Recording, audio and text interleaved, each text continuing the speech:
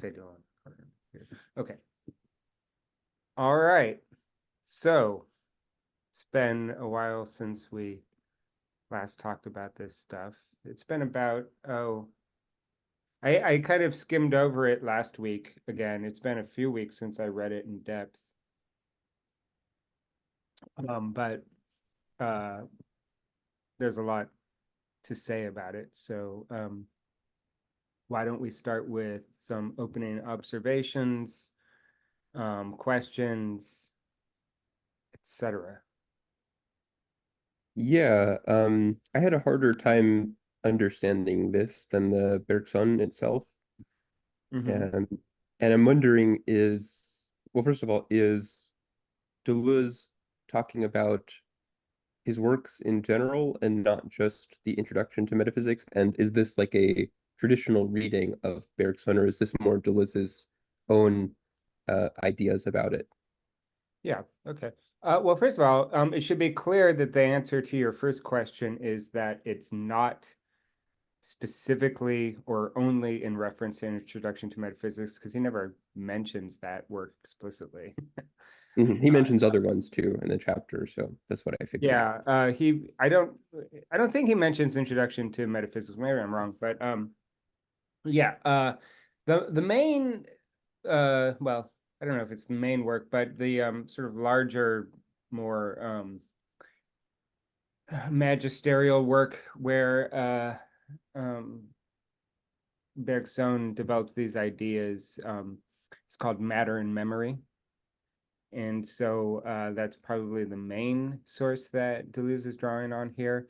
Although a lot of these ideas, in particular, this method of intuition, play a role in a lot of Bergson's work. So to a certain extent, I'd say probably it's a kind of summary of one trend in Bergson's thought according to Deleuze. Just a second. Um, and so now to the second part of your question, how much of this is Bergson and how much is Deleuze? Well, from what I gather, of course, I'm not a Bergson expert, but I've been doing a lot of reading in Bergson. And I have read Deleuze's works on Kant and Nietzsche. It seems clear that a lot of the, if not so much the terminology, although sometimes the terminology, but more than that, the particular interpretation or perspective, contextualization, and connections that Deleuze draws between ideas um, seem more explicative of Deleuze's own thought than Bergson. And so there are a few things in this essay that are ideas that get developed in difference and repetition. And even if Bergson and Deleuze use similar language sometimes, uh, often Deleuze's take on or definition of a term will be pretty idiosyncratic and at least different from what Bergson um, probably meant originally.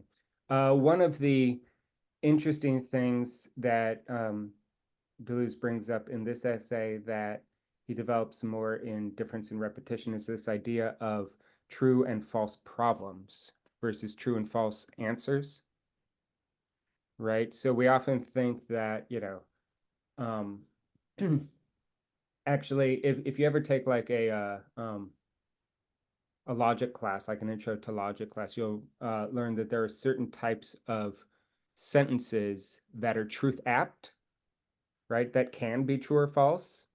Those sentences have as their content propositions. The idea is that a proposition is that content of a sentence that can be true or false, but it's not the sentence itself. So, like for instance, if I say snow is white, it has the same propositional content as Schnee ist weiß, right, in German or whatever, whatever language you want to choose. The propositional content's the same, even though the sentences are different. The propositional content of an utterance is usually taken to be that by virtue of which a thing can be true or false, the sentence can be true or false, right? So that then seems to suggest that there are, of all the possible sentences, very few of them, a smaller subset, are truth apt. Which types of sentences are truth apt? That which make a claim that's Well, falsifiable. yeah, actually, now I should probably give you a list of possible sentence types. There are interrogatives, there are imperatives, there are declaratives, et cetera, et cetera, right? So an imperative is just do that. Hmm. You know what those things mean, I assume, right? Like, Yeah. an interrogative is just a question. Um, are either of those truth apt? No. That's right. Usually we don't think of them as being truth apt. A question can't be true or false because a question isn't asserting anything. Only sentences that declare or assert have propositional content, etc. Now, one of the things that Deleuze is drawing from Bergson is this idea that that is a little bit too restrictive. That in fact, there are ways to think about questions as being true or false. Can you maybe say a word about that? How could a question be true and or false? Usually we think the answer would be true or false. Like, are you wearing a plaid shirt? And your answer would be, yes, I'm wearing a plaid shirt. But that's the declarative sentence. The answer is true or false. How can a question be true or false? Well, one way that uh, Deleuze through Bergson seems to think that is that a question can contain like uh, badly it can be badly formed, like it can have a mix of different differences in kind, whereas they actually need to be like they're lumped together in a way that sort of obscures their differences. That's true. Yeah, so there can be ill-formed questions, certainly, and there can be questions that are based on false assumptions, right? Um, uh, all of those responses are not new to Deleuze or Deleuze's reading of Bergson. So for instance, Wittgenstein in the Tractatus Logico-Philosophicus talks about how the the problems of philosophy that are unanswerable or that have not made very much progress over the last 2,000 years or whatever um, arise because of a confusion in the sorts of questions people are asking, right? They're based either on false assumptions or on misunderstandings of um, grammatical structure or any number of other linguistic confusions. And so, like the question, I suppose there are people that would disagree with this, but the question, does God exist or not, is not a real question because it's not asking about something that has meaning. I think we talked about the verification principle of meaning before, right? Now, this is Mhm. not Wittgenstein, this is more sort of logical empiricism, but you know, the from the point of view of the verification principle of meaning, to ask whether the soul exists or the self exists or something like that is a quote unquote false question. It's not really false in the way that a declarative sentence can be false, but it's a confused question that's not actually asking about anything real. It's from the positivist point of view, the question, is there such a thing as the self or the soul or something like that, is sort of like the question, do green ideas sleep furiously? Right? There isn't really an answer to that because the question is confused. So, that's a way that a question can go wrong. It's a little bit different from being false. And I suppose that Deleuze's analysis of true and false, I'm sort of putting words in his mouth. He doesn't say true and false questions, he says true and false problems. But I'm taking problem to mean the way a question is formed or the way a question is raised or the sort of framework in place when you set yourself a problem is like a question. Um, he's sort of using it in a way that's different from how a declarative sentence is true or false. But as regards this idea of true and false problems being maybe connected to the idea of true or false questions, what does he have to say about that? Um, I'm not sure. I think Oh, okay. the answer I gave was the depth that I read into it. Okay. Okay. Yeah. So, yeah, I suppose, okay. I'll answer that question, but we're kind of going out of order. So I think let's talk about that for a moment because it's actually one of the bigger ideas that he develops in difference in repetition, which is kind of interesting. And then why don't we just kind of like go through as much as we can, a few pages of the essay, more or less line by line, because there's a lot to kind of extract from all of those lines. Okay, so if I think that the question, does God exist or does the soul exist or one of these things, let's say I'm a positivist. I say, um, there is no answer to that. Any answer that I give to that would neither be true nor false because the question is confused. It's based on false assumptions or it's based on linguistic confusions or so on. See if you can kind of piece together what theory of truth is operating in the background for me to say it's neither true nor false. In other words, what would it mean to say that the sentence God exists or whatever is true? What's going on? What's the structure of that? What am I saying is the relationship um, between the sentence and that which I am saying is true or false, or that which I'm saying obtains or does not obtain? Can you can you elaborate what you mean by that? Yeah. Um, okay. If I say you're wearing a plaid shirt with some black and red stuff on it, how do I know if that's true or false? Oh, I see. Are you saying that you have to believe in either like your sense observation, like taking that as true versus uh someone who might doubt their sense observation as being reality or something like Okay, that? but not in both cases, the skeptic or the believer in red and black plaid shirts, uh, they're both committed to the same theory of truth. In other words, for the skeptic to say, "Well, you don't know whether or not it is true," what would the skeptic? What does the skeptic mean by true there? What does it mean to say it's true? Oh, that it exists. Okay, that it exists. Can you put any more um, words on that basic idea? Um,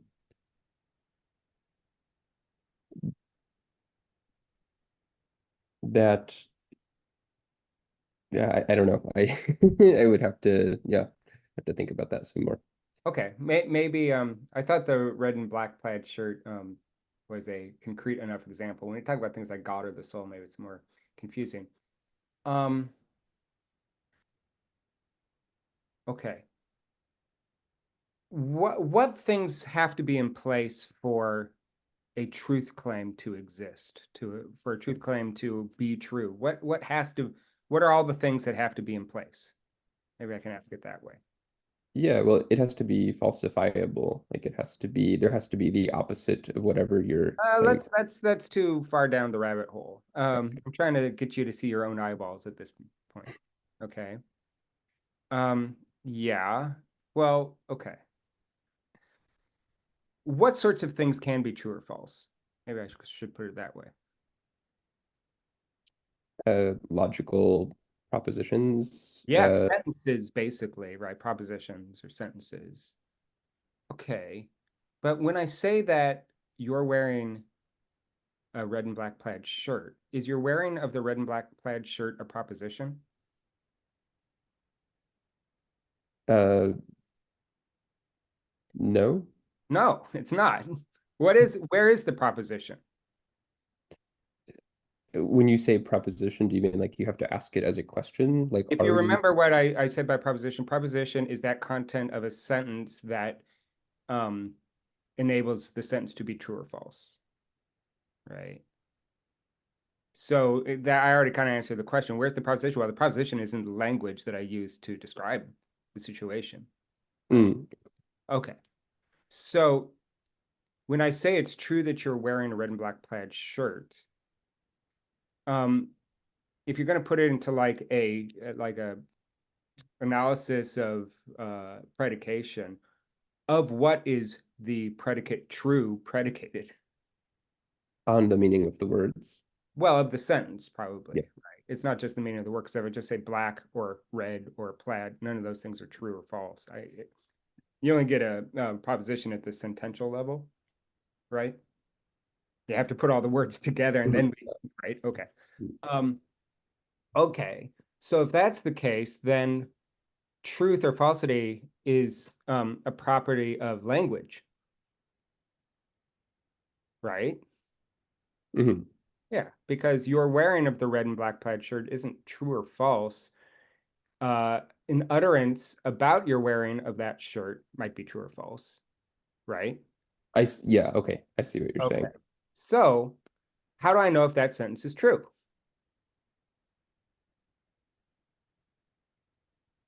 And we don't have to worry about, maybe my questions are confused. We don't have to worry about the vehicle for me coming to know it. You could just say, um, by virtue of what is that sentence true? I'm still not sure what you're asking. Okay. Yeah, I'm trying to get you to think below your sort of common sense radar, because it's a very simple idea, but it's the sort of thing that's maybe hard to spot because it's just built into the way we think generally. If you were wearing a blue shirt, would that sentence be true? No, Okay, so by virtue of what is that sentence true?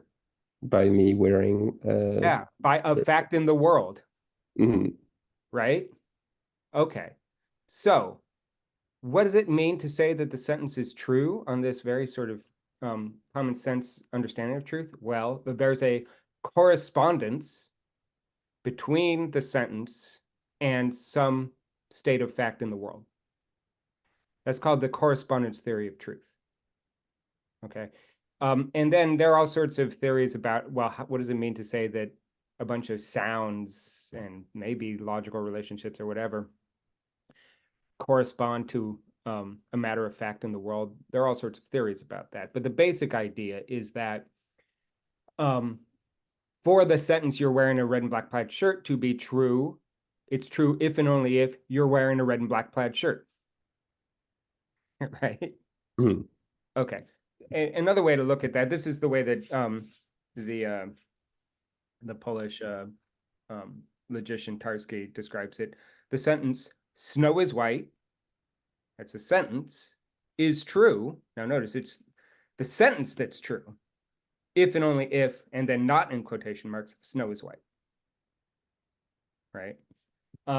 So that sentence is a little bit ambiguous as regards the theory of truth behind it. There are a bunch of different ways you could apply different theories of truth. But from the point of view of correspondence, we've got a sentence, and that sentence somehow corresponds to a fact in the world, right? Now, when we were talking about, like, you brought up skepticism, for instance. Even if the skeptic might come up and say, well, you don't even know that you're really seeing this shirt, doesn't matter. The skeptic is still committed to the same theory of truth. Mhm. Skeptic is saying, well, you don't know if the sentence Justin's wearing that shirt corresponds to a fact in the world of him wearing that shirt, right?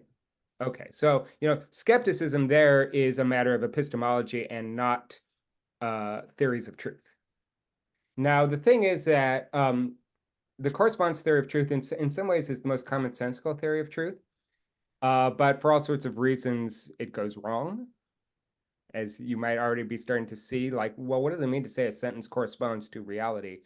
And anyway, if we go with Bergson, for instance, we might think that, well, the sentence cuts up the world in such a way that it corresponds to the way that the sentence cuts it up, right?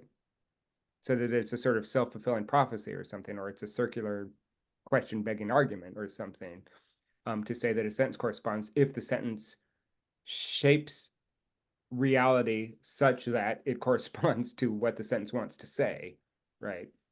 And that would be another problem with the correspondence theory of truth. There are others.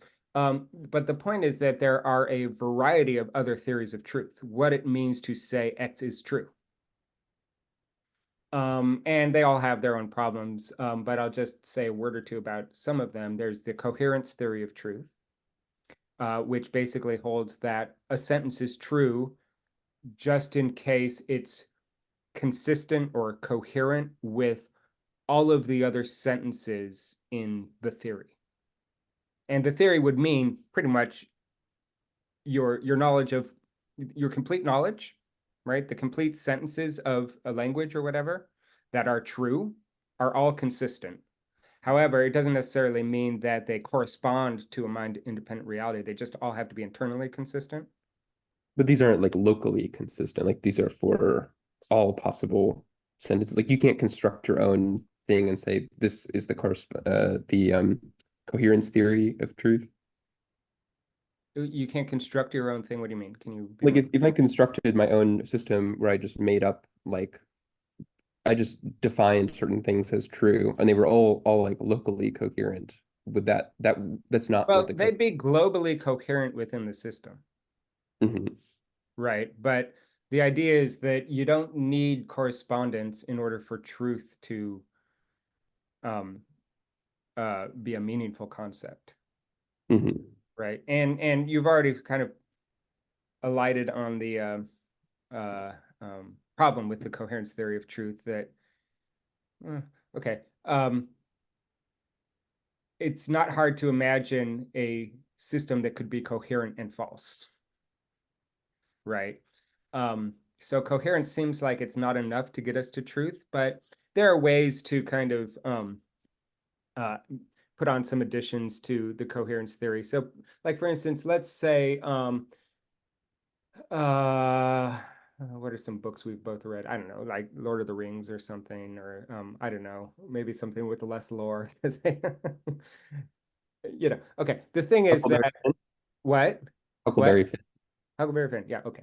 So you take Huckleberry Finn, and Huckleberry Finn was raised by I don't even remember the I read it last year for my Ives class, and I totally forgot like who he was raised by. Was it his aunt or was it a I think it was his aunt, yeah. aunt? Yeah, I don't remember her name. But anyway, okay, so there are a bunch of facts in Huckleberry Finn, and they're all consistent, right? But just by virtue of the fact that they're consistent doesn't mean that we should say that they're true because they're fictional, even though the fictional system is consistent. But then someone who's committed to the coherence theory of truth would say, well, all right, but you have further beliefs about the world, like that things like fictional novels exist, and that those fictional novels can be internally consistent and yet not also be factual. And that's one more belief in your system, right? But the fact of fictional novels existing and being different from fact is you don't have to appeal to correspondence with a mind-independent reality for truth to be meaningful, because you can build into your system all sorts of coherences and consistencies between what you take to be fact and what you take to be fiction. And what you'll find is that um, even if I say something like the sentence mind independent reality has certain facts that can be picked out by a correspondence theory of truth, like I can build the correspondence theory of truth into my coherence theory of truth, right? And I just say, well, you don't actually have to demonstrate that what you're saying corresponds to reality. You can just sort of build that as a module into your coherent system, right? Um, but yeah, but still the basic worry is, well, okay, it seems to move towards some kind of like strong idealism, like maybe we just construct the world with our systems of logic or scientific theories and so on. Although, um, from another point of view, that doesn't seem so strange, right? Like, you know, we know a lot about galaxies and whatever, but do we know a lot about galaxies, or do we know a lot about the consistency of our theories about galaxies? Hmm. Right? Yeah. So yeah, so that's the coherence theory of truth. And then there are a few other quote unquote theories of truth that are a little bit less robust and kind of don't, they're kind of not actually even theories of truth because they kind of say, well, we don't need to worry about truth. Truth is either redundant or it's a mistaken idea. Um, Very often you have many scientists subscribe to something like a pragmatic theory of truth. First of all, probably most scientists are correspondence theorists. They think that they're really describing reality, especially physicists. I don't know about every science, but physics tends to be dominated by correspondence theory of truth. But a pragmatic theory of truth, um, I mean, the shortcut to understanding it is just you replace the question, is it true, with does it work? Right. And that's kind of a glib generalization of the way it works. But the idea is that for something to be taken as true, this is actually kind of close to Bergson in a way. There are always logically prior interests at work, or epistemologically prior interests, right? That is to say that um, for me to raise the question, is Justin wearing a red and black plaid shirt? Um, what makes that the sort of question I would raise are the interests I have uh, in a sort of more pragmatic sense. Uh, so, for instance, it might be that, well, in this case, it's just that I'm trying to explain a philosophical idea. And so I raise that question. But if we were like, I don't know, if we were on stage about to perform at some concert, and then I asked somebody next to me, "Is Justin wearing a red and black plaid shirt?" Um, they might say yes, or they might say no, or whatever. But it sort of seems irrelevant.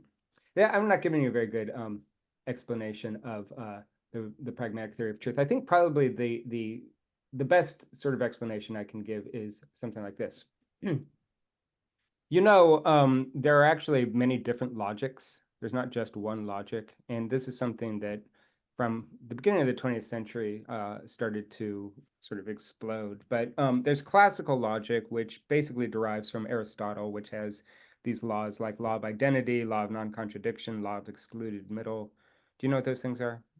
We talked about them a little bit in Law of previous. identity is easy. It's just A equals A.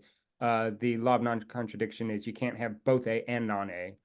And law of excluded middle is that there's nothing in between. So instead of A and non-A, we can say a proposition can't both be true and false, but there's also nothing between true and false. They're either true or they're false, but they can't be both. So those are the other two rules. And all sorts of stuff follows from that, but that's basically classical logic and all the basic logical systems that you know about, or not systems, the when, for instance, somebody demands that you be logical or be rational. Usually they mean in this classical sense. But there are a wide variety of other logics that dispense with one or more of those Aristotelian laws of logic, in particular, non-contradiction and excluded middle. So, with multi-valued logics or fuzzy logics or intuitionist logic, you get rid of the law of excluded middle. And you say, well, it's not just that they're true and false, there's true, false, and any number of other truth values. And in fact, you know what fuzzy logic is? Have you ever heard of that before? No. Oh, okay. Fuzzy logic is basically just a branch of intuitionistic logic. Intuitionistic logic just means you get rid of the law of excluded middle. So there's true, false, and at least um, one more truth value, maybe undetermined or any number of undetermined values.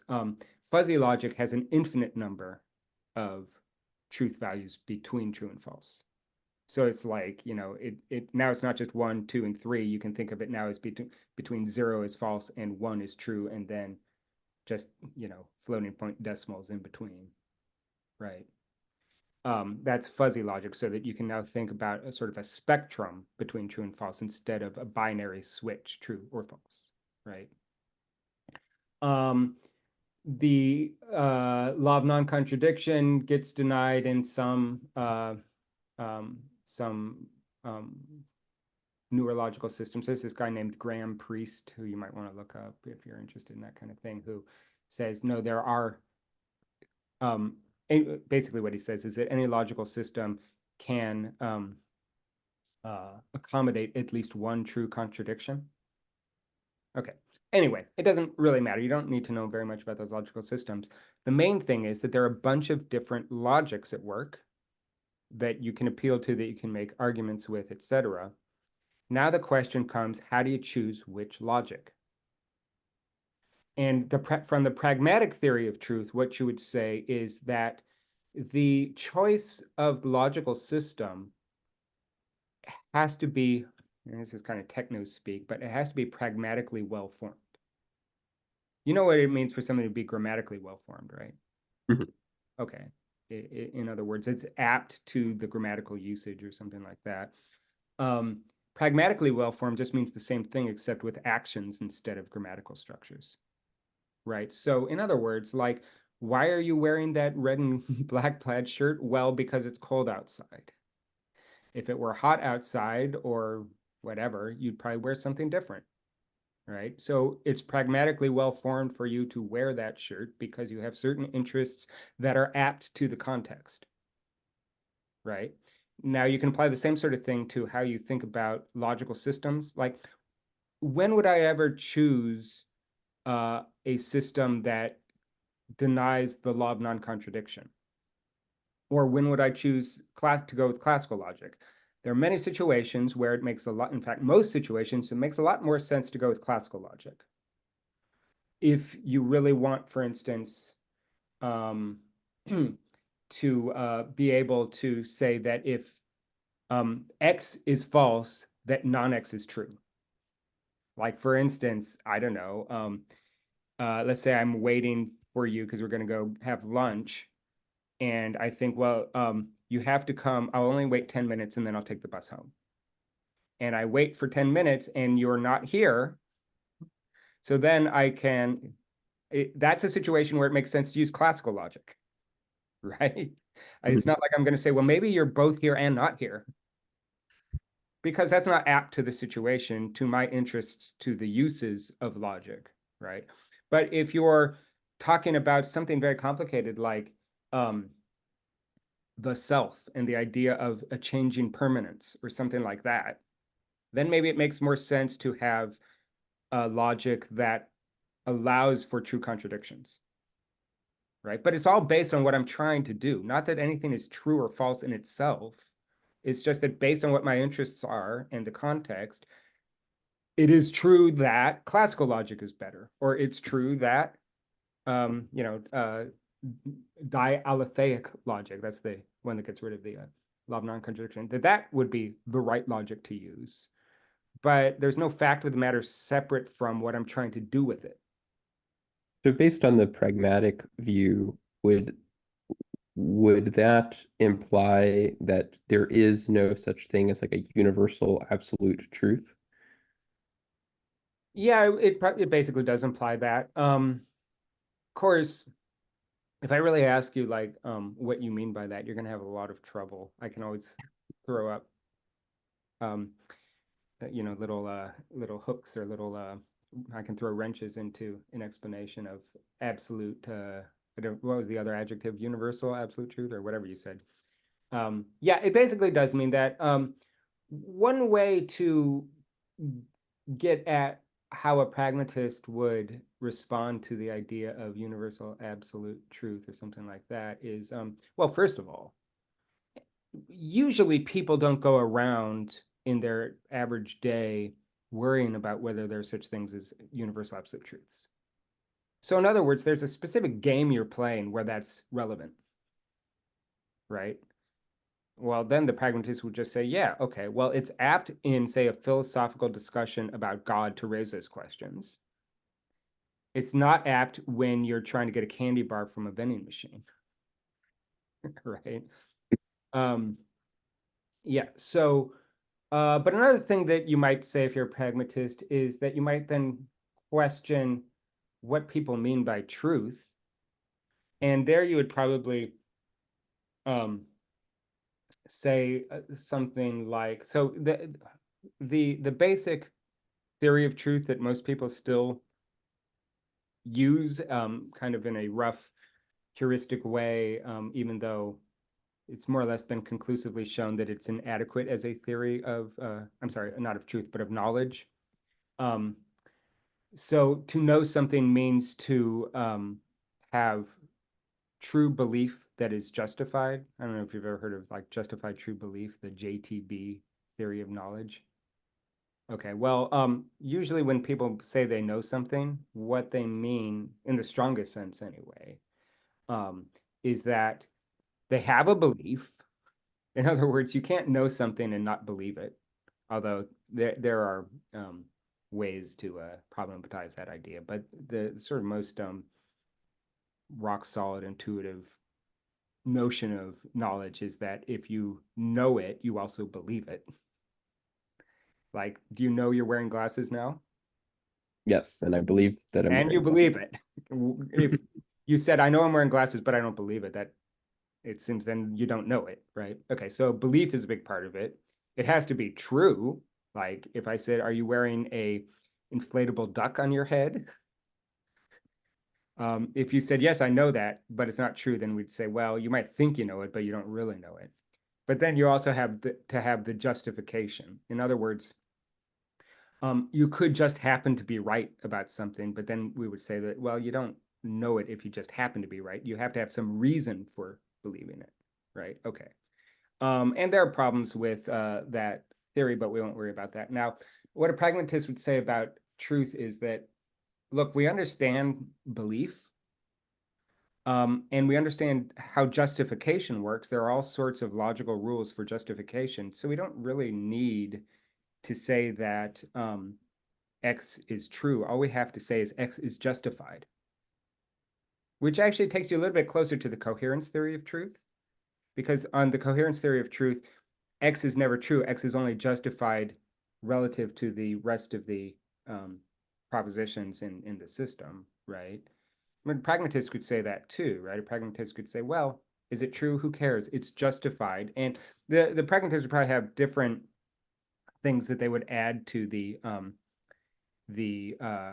theory of justification from coherence. You might have all of coherence, plus you might have pragmatic well-formedness or pragmatic aptness. It's not only that it's coherent and consistent with the rest of your beliefs, it's also apt for the situation or apt for the interest you're trying to pursue, right? But you don't need to worry about truth because you understand coherence, you understand justification, and truth is just sort of an honorific term that people use for things that they like. You know, um, that's actually the way that Richard Rorty describes it. Truth is just a name people give things to ideas, or is just a name they give to ideas they like. It's like, you know, yay God or yay atheism or whatever. But you know, now the last theory of truth, which is not, it's actually probably among philosophers the most widely held, but it's not really a theory of truth, which can also be connected to pragmatism, is the idea of the sometimes it's called the deflationary theory of truth, which basically holds that you can assert a fact about the world, but then asserting that that fact is true doesn't add anything to it. In other words, my theory could hold that you're wearing that shirt, but saying then that it's true that you're wearing that shirt doesn't add anything to the fact, right? Yeah, you're wearing that shirt is just the same thing as it's true that you're wearing that shirt. And so when we talk about truth, all we're really talking about are the boundary conditions of a scientific theory. In other words, the facts that the theory assumes. Yeah. And so there's not really very much to truth. It's just a sort of honorific way of talking about ideas or something like that. Okay. So um, now that we have that kind of landscape in place, I think it's interesting to go back to Deleuze and ask a little bit about what he means I need to turn on my, my, okay, my computer has battery now. What he means when he says that there are true and false problems or true and false, I like it. It's a little bit more um ecumenical to talk about it as true and false questions, just because I think that connects us a little bit closer to other traditions in philosophy. Analytic philosophy would probably talk more in terms of true and false questions instead of true and false problems. So it doesn't really matter. I'm taking questions and problems to be synonymous here. What, and this probably isn't obvious from this reading, it's something that he develops more in difference and repetition, but maybe I'll just say a word or two about the theory of truth that seems to be behind this. It is a rejection of the correspondence theory of truth. Can you maybe try to piece together how Deleuze's framing of true and false problems or true and false questions problematizes the correspondence theory of truth? Just think about it. You don't have to get it quote unquote right. Just, Hmm. how can you make that make sense? Yeah, he seems to have a broader view of truth. I highlighted here where he says that the false problem is an illusion or a retrograde movement of the true. So that implies that there's some kind of like transformations that you can apply to true or false to get various maybe states in between them. Maybe. What you're saying sounds like he's advocating some kind of intuitionistic logic, getting rid of the law of excluded middle. But I don't think that. I mean, maybe there's a way to describe what he's doing in those terms. I don't think that that's the most salient thing that he's doing. Mhm. Would you want to say more about that? Yeah, let me just look over what I highlighted. Um,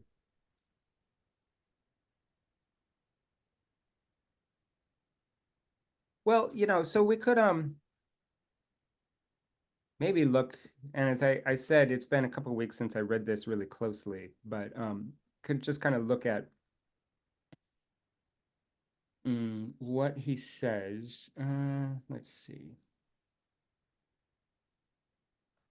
So it's right here in the first rule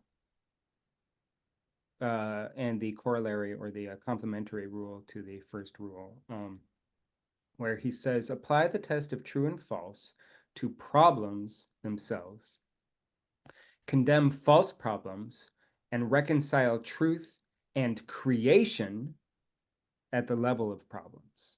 Now that's okay. So there's a lot hiding in that sentence. There's a lot packed into that. But here I don't like sharing my screen because then you're really small and I feel weird talking to a very small square. But let's see if I can make you bigger. I don't know if I can. I think you can drag, There we go. uh, Yeah, yeah, I sidebar. got it. Okay. So okay. My color coding is maybe kind of useful to, oh, okay. Well, I also wrote a little note here, and I'm using Giving away the game. what? You're giving away the game with your notes. I'm just I kidding. know. Although not really, because you don't know the dogmatic images. This is a term that he uses in difference and repetition. Mhm. Um, but let's just look at the color coding here. And I've tried to emphasize words that are really important that we need to think a lot about and not just kind of skim over them like we understand what the words mean. Let's think of Mhm. all the different ways or all the different meanings, senses, connotations, etc., that these words can have. So apply the test of true and false to problems. And so we're going to want to know what problems are. But the fact that I've already started to talk about problems in terms of questions, and if you think about a question, I don't know if you have done much where you like, have you written quizzes for students before? Oh yeah, for sure. um, you probably know that the way you frame the question determines to a large degree the kind of answers you're going to get. Yeah, Okay, absolutely. so this is the connection between problems and questions, right? That problems are a way of framing reality, or Mm. maybe it's not even reality, it's just a way of framing what thought is doing. what we're doing when we're thinking. We're setting ourselves problems. How do we form the problems? Well, it's in the questions we ask. Okay. So apply the test of true and false to problems themselves, condemn false problems, and reconcile truth and creation at the level of problems. So he's bringing in what is often taken to be a really irrelevant concept as regards truth aptness, at least on the view of the correspondence theory of truth. What does creativity or creation have to do with the the truth status of a proposition as it corresponds to the world? Creation has nothing to do with it. It's irrelevant, right? Well, is this sort of what you touched on before about how the way that we frame the problem kind of creates our reality or creates the set of truths that are available to us? Yeah, maybe. I think that even so, when you're saying that, it doesn't get us out of the correspondence theory of truth, right? Hmm. Because, even if I say, look, there's a tree outside my window, and that's a fact in the world, and that sentence is true because there's a fact in the world that it corresponds to. Um, Even if trees don't exist outside of the way I form the concept, um, it's still the case that once I have that concept in place, I'm referring to this fact out there in the world, and my sentence is true because it corresponds to it. And I think he's trying to get away from the very notion of truth as the purpose of thought, right? He's trying to get away from truth and knowledge as the purposes of thought. I mean, if you think about, just commonsensically, but also in the history of philosophy, why do we think? We think in order to know, right? That thought in itself is not particularly valuable. It's only valuable when it reaches its purpose, which is true knowledge. And what Deleuze is trying to do is erode that idea and take thought as being valuable in itself instead of merely as a vehicle towards knowledge, right? And that's where creation comes in, right? Because creativity and creation is not about truth exactly, right? Hmm. Um, like you write a piece of music and maybe it's powerful and moving and whatever, or interesting or whatever. No one would condemn it because it's false. Or we talk about Huckleberry Finn. Nobody would condemn Mark Twain for just telling a bunch of lies. So the idea is that, creation of a fictional world, of a, work of art or whatever, um, is not obviously related to truth, right? Isn't that fairly obvious? Like, don't Yeah. you kind of have to be, no one goes to a concert or an art museum or whatever worried about truth and falsity. Like, only a philosopher would be thinking, Mhm. oh, wow, I can't believe this doesn't have to do with truth. Yeah, yeah, I suppose. I think that there are a few things in what you said that are worth responding to. I would say that what Deleuze is really doing is trying to reevaluate the history of philosophy, and he's trying to make philosophy an art and not a science in the somewhat, uh, somewhat rarefied or contracted modern sense of science, empirical science, or that sort of thing.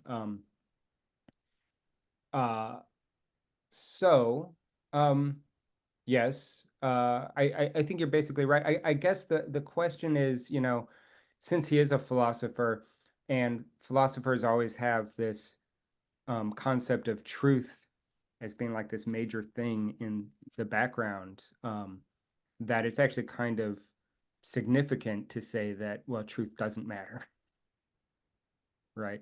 And he's not the first to do this. In fact, a lot of Deleuze comes out of Nietzsche. Nietzsche was doing this well before Deleuze. Deleuze does it in a much different way. He's much more a scholar of the history of philosophy and so on. But the point is that what he's trying to do is um, find a different function or find a different purpose for thought. Um, and one of the things is that it's going to become very speculative, I suppose, right? Speculation um, taken, I suppose, for its own sake and not as a speculation about, theoretical entities that really are there in the mind-independent world that our theories correspond to, but rather this idea that speculation itself is really, more valuable or more interesting anyway. So when he's talking about condemning false problems, really what he's doing is saying false problems assume the correspondence theory of truth. And one of the things about the correspondence theory of truth, according to Deleuze anyway, is that the correspondence theory of truth suggests that if all we care about is truth, then we'll never make anything new. Because what correspondence means is that you simply unpack everything that's already there, right? Um, and so he sees philosophy as being far too static, and this also is related to process metaphysics, right? Because the correspondence theory of truth seems to suggest that you could have a theory of everything from an eternalist perspective if you knew all the laws of physics and you knew all of the current states of affairs in the world. You could just have a complete picture of reality. But that picture of reality would never produce anything new. And so therefore it would be static. And what he wants to do is think of reality as this dynamic creative force. And so a true problem would be a way of thinking about reality that um, that actually produces something new. He talks about it in difference and repetition in the following way. Philosophy is typically concerned with what everybody already knows. And it seems a little bit strange because it seems like science and philosophy is about discovery or understanding learning new things or that sort of thing. But the idea is that, well, there are a couple things. First of all, philosophy always basically derives from common sense. That even if you have a really complicated theory that seems very counterintuitive, your basic reasons for accepting the theory are always going to be commonsensical. Uh, there's something else I wanted to say. Well, anyway, but also, I guess one of the things about philosophy being what everybody already knows is the fact that philosophers generally assume that the reason that people would do philosophy or would think or would ask questions would be to acquire knowledge. And so this is another way that we might think of a question as being true on Deleuze's account. If you think that, usually when you ask a question, in the most literal sense of asking a question, why do you ask the question? To gain knowledge. Yeah, exactly. And does it even make any sense to ask a question that need not be answered?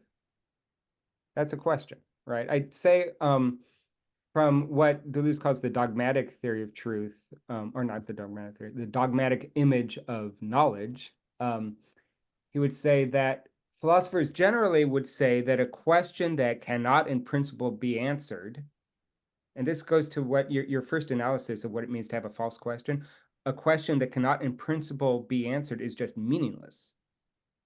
That's what Wittgenstein would say in the Tractatus, right?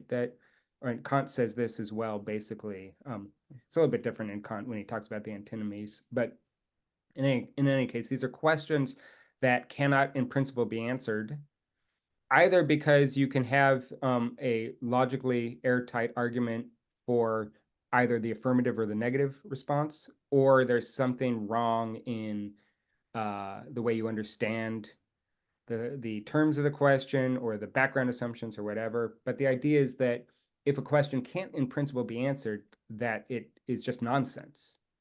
And because it's nonsense, it has no value.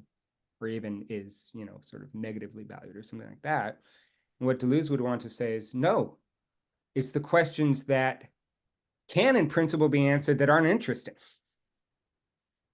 Because that just reinforces the status quo. It just unpacks what's already there.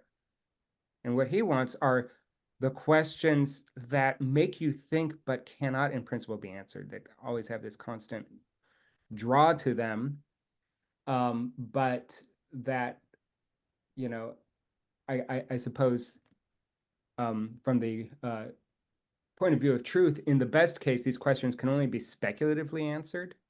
They can't ever sort of be demonstrably um, certified as true or false.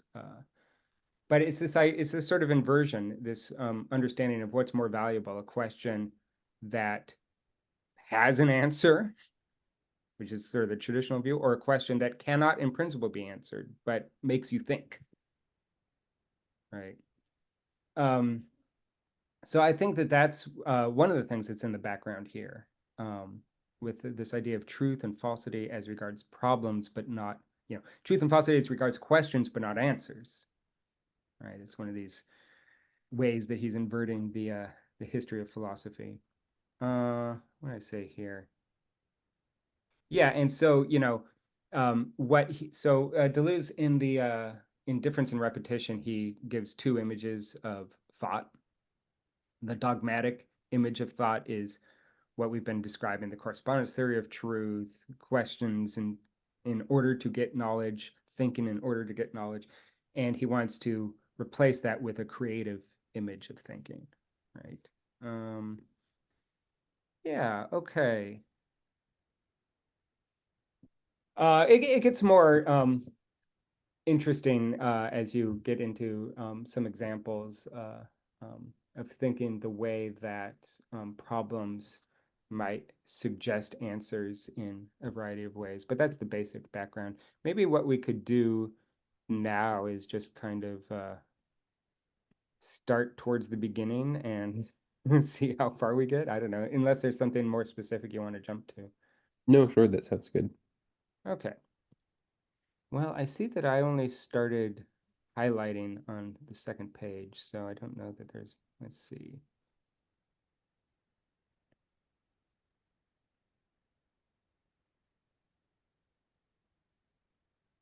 Okay, well, anyway, I guess I'll just start reading here and see. We might say, strangely enough, that duration would remain purely intuitive in the ordinary sense of the world if intuition, in the properly Bergsonian sense, were not there as method. I see. Is that clear? That's a pretty straightforward sentence, but yeah, okay. Hmm. The fact is that Bergson relied on the intuitive method to establish philosophy as an absolutely precise discipline, as precise in its field, as capable of being prolonged and transmitted as science itself is, and without the methodical thread of intuition, the relationships between duration, memory, and élan vital would themselves remain indeterminate from the point of view of knowledge. So really all he's saying here is that intuition is this connecting fiber, this thing that adds reality to the conceptual categories. And duration, memory, and élan vital are conceptual categories. Bergson can't get away from conceptual categories if what he's doing is writing a philosophical treatise. But there's this idea that the concepts or the theories or whatever, there are two things. One, they only make sense if you kind of already have in the back of your mind what it is they're describing, right? And two, they only seem connected if you understand that sort of holistic framework. Actually, I was just reading the preface to Wittgenstein's Tractatus a couple days ago, and he says something very similar in the beginning. It's like one of the first or second sentence of the foreword. He says, the ideas in this text will probably only make sense if you have already had them. Which seems right. Very often, these ideas, philosophical ideas, tend to be of that sort, that maybe there's some basic intuition, you sort of had it in the back of your mind, or like as a shower thought or whatever, it's something that's there, and then you see somebody make a very similar argument, and it's like, oh my God, everything sort of falls into place. But it only falls into place if you are susceptible to it, and you're susceptible to it if you've in some sense already had the thoughts yourself. Hmm. And again, it's sort of this Meno problem from Plato's Meno dialogue, that you only have knowledge, you can only acquire knowledge if you already have the knowledge, right? You know that X, Y, and Z triangles are triangles, and you know that they're imperfect only because you have some sense or knowledge of the perfect triangle or something like that. It's this sort of direct intuitive knowledge of reality or whatever, that then an explanation comes along and sort of puts it in more concrete or precise terms, but the precision is only possible if you already have it, if you already have the knowledge, right? So when he's saying that the method of intuition is this making precise, I think that's what he's talking about. It's this idea that, yeah, we're going to be talking in terms of concepts, you know, analytical structures and so on, but those analytical structures are really only a way to kind of give a little bit of shape to this underlying current of intuition that has to be in place. Okay, jumping down. I also wrote virtual and actual here for some reason. I don't know why. So I won't worry about that now. The virtual and the actual is something that Deleuze develops in Difference in Repetition. The most general methodological question is this: how is intuition, which primarily denotes an immediate knowledge, how is it capable of forming a method once it is accepted that the method essentially involves one or several mediations? This is a very good question. So this is a bootstrapping problem. Can you lay out the terms of the problem maybe more clearly than Deleuze is doing here? Yeah, it would seem that Bergson's idea of intuition has an internal contradiction Mm-hmm. because it's concerned, as Deleuze says, with the uh, immediate knowledge, immediate sense perceptions, and if you are only working with those, supposedly outside of concepts, then how can you form a method that would theoretically rely on concepts? Right. Or Yeah, exactly. Yeah, exactly. So that's exactly it. And it has to do with this idea of the immediate producing something that's mediated. Right. Mhm. How does that work exactly? Let's see what I put in my note here. Yeah, well, I said it's a bootstrapping problem. If intuition, I talked about it in terms of orders of knowledge, right? So intuition is a first order sort of knowledge, right? You just know it immediately by acquaintance, right? You don't have to think about it. It's non-inferential. It's just sort of procedural knowledge or whatever. You just sort of know if you're already in the relevant context with the relevant interests and whatever. So intuition is a first order sort of knowledge. But how do you make it a method? And here it's important to think, well, method is by definition second order. Metahodos just means a path beyond, or it's like a meta path. Hodos means path. Well, meta, it's a meta path. But how do you get a second order way of knowing from a first order way of knowing? How can it possibly produce that? How can I derive the second order from the first order? Don't I need something in addition to the powers of intuition to get beyond intuition? So it would seem that you need intuition against something else to produce a third term, perhaps. And then let's see. There are three acts in intuition that function. So this is, I guess, what Deleuze is going to say is that there are three acts in intuition that function as rules for a method. First, stating or creating problems in the interesting way, right, in the non-dogmatic way, the creative way, um, which later on he talks about in terms of problematic fields. So a problematic field is basically a way of um, framing a question or framing a problem in such a way that it is generative. In other words, um, instead of, for instance, giving a complete list of the laws that are in effect for some phenomenon to arise, you think about the problem more in terms of the interactions between the sort of um, uh, what he calls virtuality. But you can basically think about it like this. Okay, so like like pure duration in Bergson, is it a thing? Well, sort of. I mean, is it distinct? Well, it has distinct stages, but it's also continuous. So it has this distinction. It has different qualities, and yet it's all sort of the same because it's not a thing. It's a continuous um, heterogeneous process. And if you think about um, problems in those terms, then you get a generative framework, right? And the idea is, if you think about what like physical laws do, like if you give a physical explanation of a phenomenon in terms of the relevant laws and the initial conditions and all that kind of stuff, again, what you're giving is a sort of static picture of the sort of logical framework within which phenomena exist. But if you think about it not in terms of these sort of um, distinct and static laws, but in terms of something like a generative power or generative sort of uh, uh, process or something like that, then you end up with a different sort of picture. Anyway, that's the idea. Then what? Well, I don't know. I don't remember what I meant with some of these. Discovery of specific differences. Specific differences is something from Aristotle, but I don't know why it's relevant here, so I won't worry about it now. Apprehension of real time. Okay, real time is just pure duration. Okay, yeah, okay. I think what these three things here is just a summary of the whole chapter. So the three stages that Deleuze lays out is first, state the problems in terms of pure duration, in terms of interesting problems and not dogmatic problems.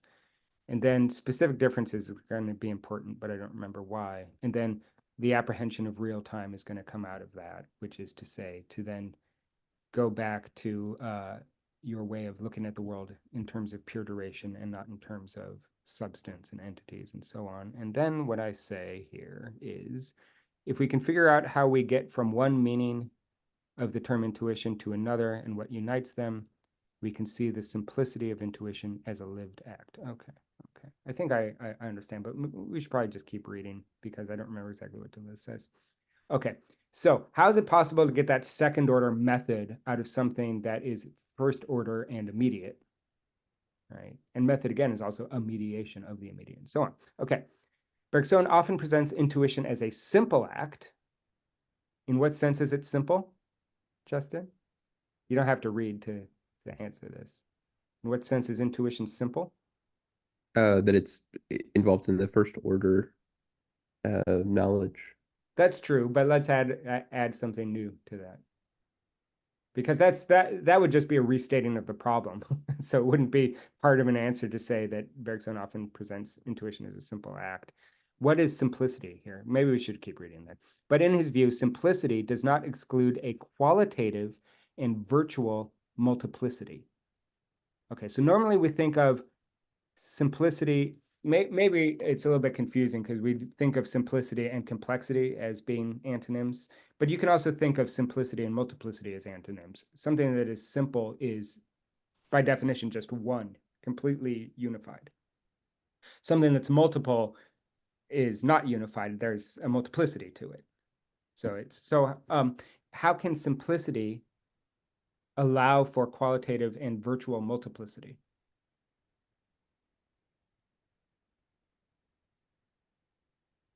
Think about pure duration. Is pure duration the same? As intuition? No, no, no, no. Is There's no, oh, it's not, when I'm saying, is it the same? It's not comparative. I'm just asking, is it the same? The reason I'm saying, is it the same as an adjective instead of one thing is that it's not a thing. I don't want to substantialize it. So that's why the adjective comes in. Is pure duration the same? No. Oh, so it's multiple if it's not the same. Well, isn't it kind of both at the same time? Yeah, right. It's simple and multiple, but how does Yeah. that make sense? Uh, I don't remember. You don't remember. Okay. It has to do with how we're construing simplicity. And I think the most intuitive way to describe it is you can think of simplicity in terms of unity, like something that is, like metaphysically simple means it is like, I don't know, like some, well, I don't know. Now we have string theory and all this garbage, but let's say like an atom or like some like thing that is the smallest building block of matter. It's simple because it's only one thing. You get diversity out of building together simples, right? Mm. Okay. That's what simple means here. It doesn't mean easy or, you know, non-complex. Well, it does kind of mean non-complex, but it really means that it's unified.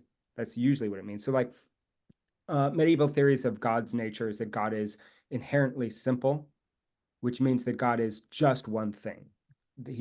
God doesn't have parts or whatever. God is just pure unity. That's what simple means. Um, so you can think of simplicity in terms of unity or in terms of continuity. And duration is simple in the sense of continuity, right? That is to say, if you're going to say, is it one thing, even though that's not a good way to describe it, but you could say, yeah, it's one thing in the way that a river is one thing. In that But it exists. yeah, but it's constantly changing. But it's not that it's change means that it's not simple because we think in terms of continuity and not unity, Hmm. right? Okay. So that's what he's saying, right? That intuition is simple because it's continuous, but just because it's continuous, it allows for change, right? But that change is virtual in the sense that well, we don't have to worry about virtual. This is a kind of technical term that Deleuze brings up in difference and repetition. He spends a lot of time with. But what Deleuze does is set up the virtual and the actual. And the virtual is basically, I'm not sure that I totally understand it actually, but I'll give you my best shot at it. The virtual, um,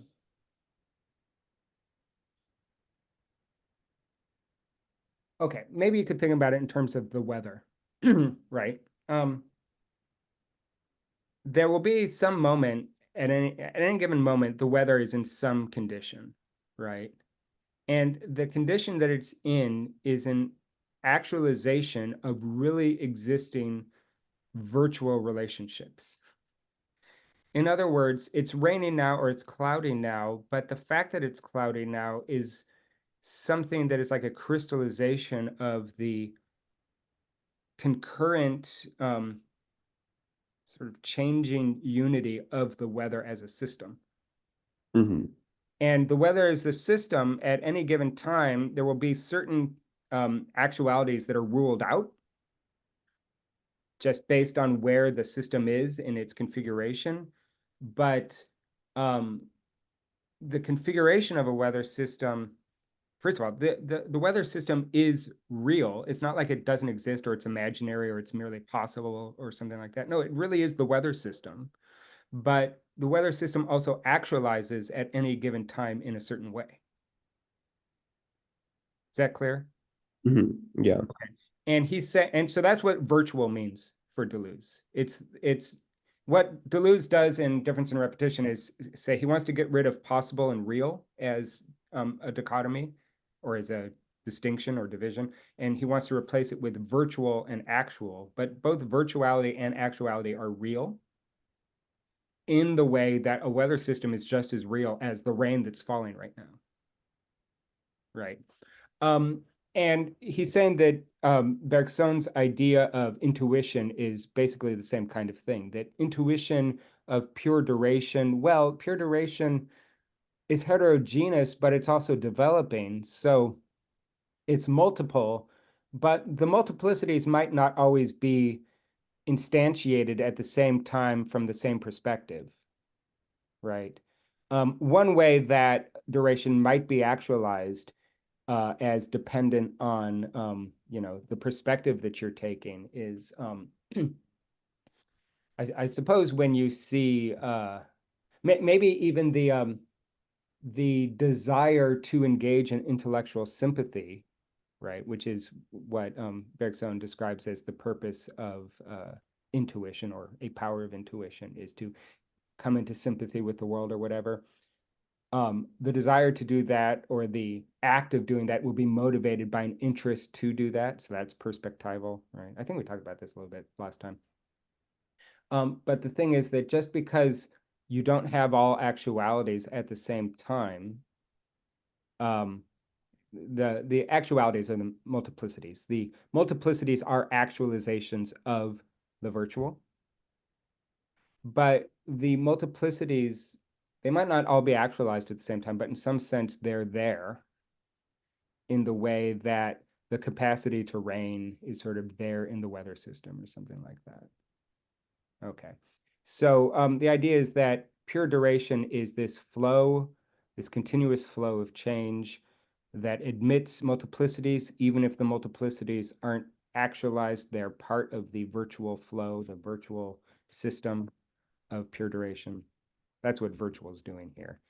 And then what he says is, in Bergson's view, simplicity does not exclude a qualitative, it does exclude a quantitative multiplicity. It's not that you have that duration and that duration and that duration. It's all one duration, but it's qualitatively multiple, but it's also virtually multiple because various directions, it has various directions in which it comes to be actualized.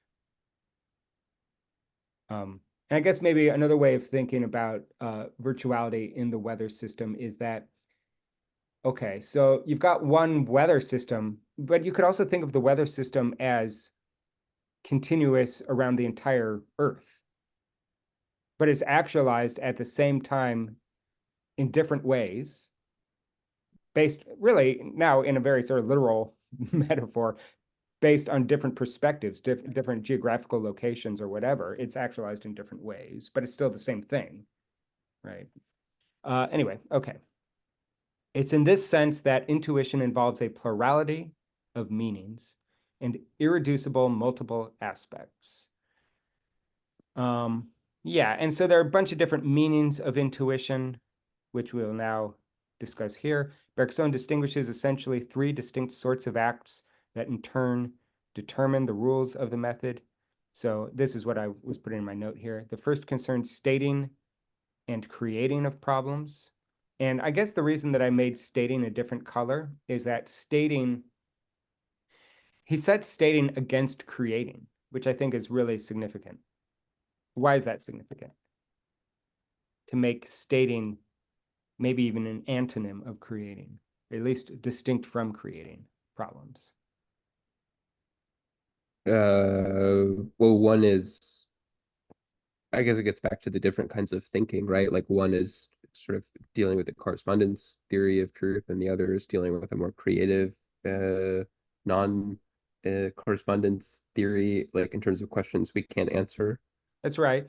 And one thing that you might draw from this, I think you may have even brought this up. I probably just kind of like steamrolled over it, but now's your chance to talk about it a little bit more. One consequence of that, it would seem, and this brings Deleuze very close to pragmatism, is that the stating of problems is just one further act. So if you think about like the relationship between activity and thinking, like that's an old distinction, right? You know, think before you act, right? Okay. This idea that you first analyze the situation and then you act on your analysis or something like that. And you might have people that act without thinking. You might have people that think too much and don't act. And there's this idea that there's this sort of dichotomy between thinking and acting, or distinction at least. But you can also think of everything that anybody ever does as activity, and thinking is just one more activity, right? And I think that that's in the background here as well. This idea that stating of problems, you normally think that like from the impartial observer conception of theory, that what you're trying to do is remove the observer as much as possible. and have just a completely impartial observation, a stating of the situation that you're not a part of. And now more contemporary physics and in philosophy, there's this sort of understanding that the stating of a problem is already in the problem. It's already part of the creation of the problem. It's just that Deleuze would probably say that the stating of a problem is a really uncreative creative act. Is sort of like, yeah, there are levels of how creatively powerful an idea or a problem would be. And the way you would evaluate if a problem is creative or uncreative is just what further ideas does it generate? Right. And so this is another moment where we're moving away from description as the static thing to a generative understanding of what we're doing when we're thinking. A creative problem is a problem that suggests lots and lots of new creative possibilities. Right. Okay. So that's the first level. First, think in terms of creative problems. The second is where you discover the genuine differences in kind, which you were talking about a little bit earlier. The third is the apprehension of real time, which I take it to be duration. It is by showing how we move from one meaning, from one stage in what I just read to the next, and what the fundamental meaning is, who knows what that means, that we are able to rediscover the simplicity of intuition as lived act and thus answer the general methodological question. Let's see what I wrote here. Okay. I'm going to read this, and then I think I have a word or two that I could say about this to unpack it a little bit more. But intuition is simple, right? Because continuous, but not inert. The reason that I put transcendent here in parentheses, can you see my note? I can, yeah. Yeah, okay. This is maybe significant. I'll just read through this and then we'll come back to this idea of transcendence versus immanence, because that's another important thing in Deleuze. Intuition is a power to know by acquaintance, but it is a power energized by a capacity to sense difference in itself, the virtual multiplicity. Okay, so there's a lot of Deleuze speak in that little summary. Difference in itself is basically, there are probably some significant differences that I'm ignorant of, but the difference in itself is essentially the name that Deleuze gives to pure duration. Hmm.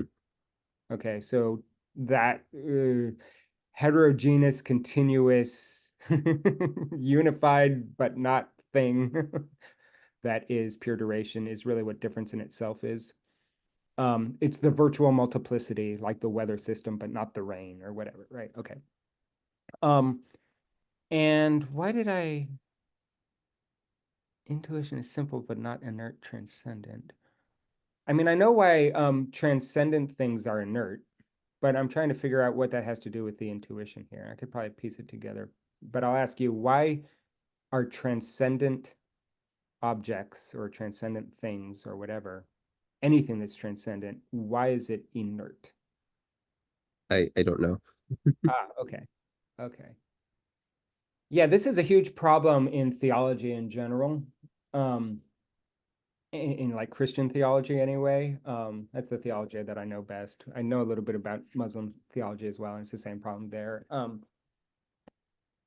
Okay, if God is transcendent, and here, and this is an important thing, you just kind of like bash yourself over the head and repeat, transcendent is not transcendental. Transcendent is not transcendental because it's a confusing similarity, but they mean really different things. Transcendent means essentially outside the world. Okay. Transcendental, do you remember what transcendental means? Like as in transcendental logic? Didn't is there something you Yeah, talked about? transcendental logic. Yeah, but what work is the word transcendental doing there? What does it mean for you? Uh, I'm not gonna summarize it or remember it well, so you should. Transcendental just means you ask for the conditions of possibility for an assumed phenomenon, right? So, like for instance, we experience the world, right? Like you have experience. Mhm. So then I want to know, how's that possible? That question is transcendental. But I'm not asking about something that's outside the world. Mhm. I'm asking about what are the necessary conditions for something that's in the world, experience, Okay. right? So it gets very confusing if you don't get really clear. That's why I say like bash yourself over the head until you have no confusion. Transcendent means outside the world. Transcendental means you ask for the necessary conditions of something that's in the world. Usually, I mean, you could ask for the necessary conditions for something that's transcendent. It's just that transcendental doesn't mean that it's outside the world. It could just as well be something that's inside the world, right? Like even a simple, Adorno in the Dialectic of Enlightenment makes a transcendental argument, but the transcendental argument is essentially what are the necessary conditions for fascism?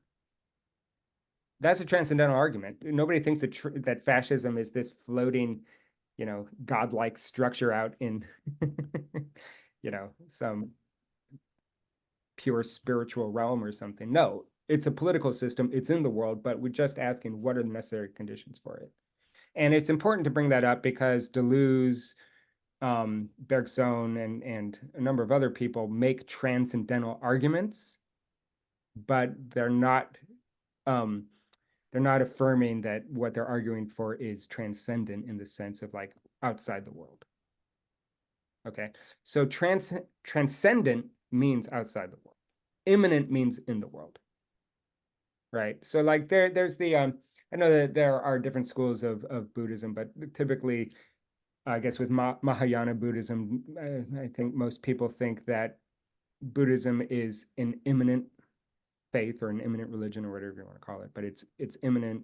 Um, that's often the way it's described, that the things that Buddhism asserts as really existing are all in the world, and that there's not this transcendent, non-physical, non-temporal sort of pure realm of spirit or something like that. Um, and Christianity is often taken to be somewhere in the middle, uh, because there is an image of God that's transcendent. That is, that God isn't spatial, God isn't physical, right? God is eternal, so therefore not really temporal, right? And God is omniscient and omnipresent and all this kind of stuff, which seems to suggest that the way that God exists is transcendent in respect to space and time. God transcends space and time.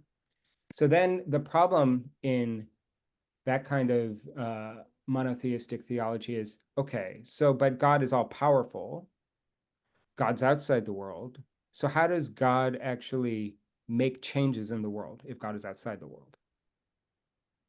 Right? That's a problem that those theologies have to overcome, which is to say, if something's outside the world, how does it interact with the world? Right? So, therefore, um, anything that would be transcendent has the problem of seeming like it must be inert. And actually, in more contemporary terms, this is the problem of consciousness. How is it possible that conscious states that have properties that are not physical properties, like for instance, when I see that you're wearing a red and black shirt, I see that my conscious awareness of it is of this shirt that has these properties, but there's nowhere in my brain that you can point out the color red or any of these sorts of things. And also, if I think that A equals A, that has nothing to do with the spatial location of A equals A, even though you could probably measure my brain activity and say, well, in this cortex, wherever you have a little bit of electricity, so therefore A equals A is actually located here. Yeah, but maybe the brain state is located there, but not the thought A equals A, right? This is the problem, that brain states and conscious experiences have different properties that can't sync up with each other. And so you have this problem of then how do how do conscious experiences affect actual physical changes in the world, right? Um, yeah, so it's the problem of transcendence. If you say that X is non-physical and therefore transcendent, then you have the problem if you think that X also can interact with the physical, it doesn't really make any sense. It's not a problem if you say that X is inert. It's just sort of out there floating, but it has no effect whatsoever on the rest of reality, right? And so I think the reason that I brought this up is that, yeah, that's right. Usually you would think that if something is absolutely simple, that it would also be inert. Because for something to be absolutely simple seems to suggest that, it couldn't have the property of being combined with things if it's absolutely simple. But for it to have any kind of effect or relationship with other things, it has to be combinable, right? And so, that's why God's simplicity is not a problem if you think of God as transcendent, but it is a problem where you think if God is simple, absolutely simple, then wouldn't it mean that if God, for instance, uh, decided to tell me a message at a certain time and didn't tell somebody else or told someone else but at a different time, doesn't that seem to suggest that somehow God isn't simple? Because by virtue of describing God as that entity that performed that action at time t, and in location L, but didn't do it there, that now God has multiple properties. God has some division of that which God does and that which God does not do, right? And so it seems that something that would be simple would have to be transcendent and inert. But I suppose if you think about the simplicity not in terms of a sort of static unity, but as a sort of continuous multiplicity, so it's simple in the sense of continuous, then you can see how it can possibly affect change in the world. It could be immanent and yet also simple. Okay. I'll just wrap that up, and then I think that's probably a good place to stop because we have 3 stars at the bottom of this page. So, what's the ontological foundation? Simple and multiple unified atoms. Let's see. The ontological foundation is difference in itself, gives rise to identities. Intuition is knowledge by claims, but what does this mean? Okay. Yeah. So really what Deleuze is doing here is simply laying out a very basic metaphysical picture. Pure duration gives rise to things, gives rise to distinction. He's in difference and repetition going to call it difference in itself. But yeah, let's see. I think that, is there anything that's not clear in this this bit here? The Uh, yeah, go ahead. no, no, I think now that last part of that page makes a lot more sense. Mm-hmm. Discovery of genuine differences in kind. That's one thing we'll have to spend some time on, but we should probably do that when Sanish is here. But the differences in kind, it's complicated, and I don't remember exactly how he goes with it because it's kind of counterintuitive. The whole differences in kind thing. Um, uh, but I'll have to go back and read it anyway. The third, the apprehension of real time. Yeah. Okay. So essentially, I think what he's going to be doing is saying, okay, he's answering the question, how do you get from something that's immediate and sort of a first order mode of knowledge to something that's mediated and a higher order mode of knowledge without having anything else to affect it from outside? And it's the idea that it's because while it is simple in the sense of not being many different things, it's simple in the sense of continuous instead of a static unity. And just because it is continuous, it doesn't rule out change, whereas a static unity would rule out change. Um, so I was sort of curious about that. I'd have to think because there's a logical error in. Do you know anything about Parmenides? Have you ever heard of Parmenides? I think you mentioned him once. I don't really know. Oh, you don't know. Okay. If you knew more about Parmenides, then Oh, is he the one that it has, said that everything is just made up of atoms, like everything Oh, is that's collection. Democritus. Oh, okay. Democritus and Lucretius. Yeah, the atomists. No, Parmenides was, I think, before Democritus. But in any case, so there are two big pre-Socratic philosophers, Parmenides and Heraclitus. Um, does Heraclitus mean anything to you? You talked about this, and I'm Um, forgetting exactly what the difference was, but oh, yes. okay. Well, what Parmenides argues is that everything is ultimately one. Okay. Everything is ultimately unified, and not just unified, but everything is one. And his argument for that actually has a logical error in it, or it's not so much a logical error as it is a semantic error. The semantic error is this. He says that, okay, does being exist? Well, yeah, it does. Because if being didn't exist, then I wouldn't be raising the question. Right? It's sort of like Descartes. Okay.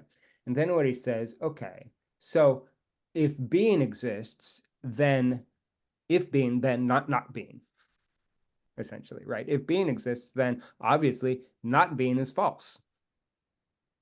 But if being exists, then being must be simple, must be one thing.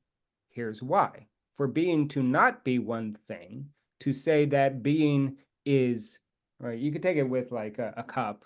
Here's my coffee cup again. To say that this cup is blue is also to say that it's not whatever else it might be, right? That is to say that um, or to say that becoming is true and being is not true. If being is true, then becoming must be false. You know what I mean by becoming, right? Hmm. Yeah, okay. Why is becoming false? Well, because becoming is both being and non-being, right? I am a certain age, but I'm also not that age because I'm growing older all the time. So if being is true, then becoming must be false, because if being is true, then you can't have non-being, because we already said being's true, and either being or non-being, being, therefore not being. Okay. Um, but the problem with that is that the concept of being that he's working with, he moves um, incorrectly between an existence claim and a predication claim. So, like if I say like this cup is blue, that's a predication claim. It's not an existence claim, right? Even though we use the word is, and in ancient Greek it's the same. Um, you use the same word, but actually it's doing a different thing, right? And so, just from saying that being is true, you can't then infer that predication is false, because predication is just doing something different from an existence claim. And I wonder how much of that false assumption is in the background here, where he's talking about, let's see, I don't remember how I got on that idea. It was just like a sort of spark in my mind where I thought, well, wait a minute, I wonder if that same sort of misunderstanding is at work. Why would I say that? I guess because um, being is simple. I'm sorry, pure duration is simple but continuous, and so admits of change. I suppose it might be because if you're making an existence claim about a substance that's unified, that doesn't rule out the possibility for multiple predicates. So it's possible that a substance view could also allow for a substance view of simplicity could also allow for multiplicity, because anyway, an existence claim and a predication claim are different things. Hmm. Um, so then I guess maybe uh, Deleuze isn't exactly wrong. It's just that maybe he hasn't